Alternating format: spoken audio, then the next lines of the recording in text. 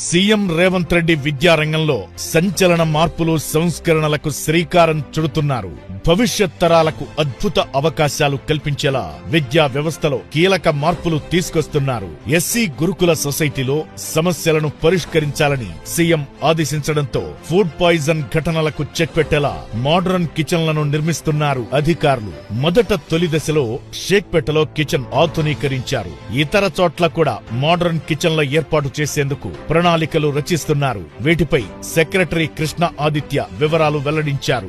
రాష్ట్రంలో 268 గురుకులాలు ఉన్నాయి. వీటిలో 78 అద్దె భవనాల్లో కొనసాగుతున్నాయి. వీటికి సొంత భవనాలు నిర్మించేలా ప్రభుత్వం ప్రణాళికలు రచించింది. ఇందుకోసం 3,950 కోట్లు ఖర్చవుతుందని అంచనా. ఇక గురుకులాల్లో విద్యార్థుల భద్రత కోసం ఉదయం సాయంత్రం ఫేస్ రికగ్నిషన్ హాజరు తీసుకుంటున్నారు. ఈ ఒక్క విద్యార్థికి చిన్న అనారోగ్య సమస్య తలెత్తినా